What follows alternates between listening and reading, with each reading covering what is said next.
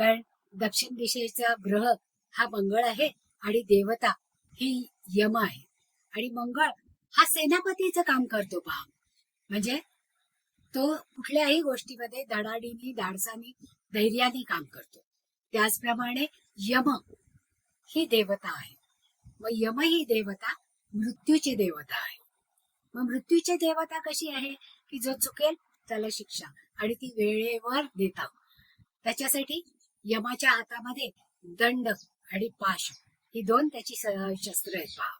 आणि तो महामहिषी म्हणजे रेड्यावर आरूढ झालेला आहे. रेड्यामध्ये किती शक्ती असते तेवढी शक्ती या यमामध्ये असते पहा. दक्षिण दिशेवर स्त्रियांचं घरामधली जी प्रमुख स्त्री आहे किंवा जिच्या मालकीचं घर आहे तिची सत्ता चालते पहा. म्हणजे दक्षिणेमध्ये मंगळाचं कार्य करणारी स्त्री ही त्या घरावर सत्ता चालवते. पण तिच्या व्यतिरिक्त जर कोणी त्या घरामध्ये राहायला आलं किंवा दक्षिणेच्या बाजूला घरातल्या कर्त्या स्त्रीपेक्षा वेगळी स्त्री जर अंमलबजावणी करत असेल तर तिच्यामध्ये नेतृत्वाच्या या गुणामुळे ती कर्तृत्व दाखवून आपण आपल्या नेतृत्वाखाली सगळ्या कुटुंबाला आणण्याचा प्रयत्न करते. कारण सेनापतीचे गुणधर्म उतरतात पहा. म्हणजे ग्रहस्वामी जर योग्य असेल तर त्या घराला योग्य ते वळण लागतं पहा. आणि यमाच्या हातामध्ये असणारा कालपाश आणि पाश हा ग्रह मालकाला योग्य तो निर्णय घेण्याला उद्युक्त करतो. म्हणजे वेळेवर आणि नेमका निर्णय घेणं हे गरजेचं आहे. म्हणजे ग्रहस्वामी हा शासन करता असतो आणि तो शासनही देतो घरातल्या लोकांना जर ते विचित्र वागले तर. मग ही दिशा शासन करण्यासाठी योग्य आहे.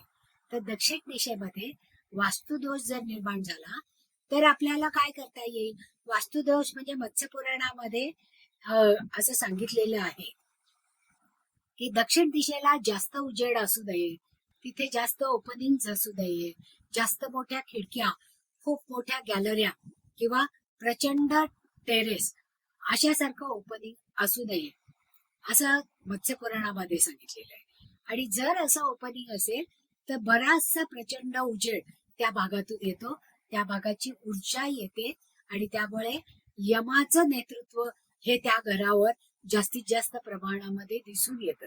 म्हणजे शक्तिवान शासनकर्ता या घरामध्ये राहतो की ज्याच्यामुळे तो हुकुमशहा गणला जाईल पहा.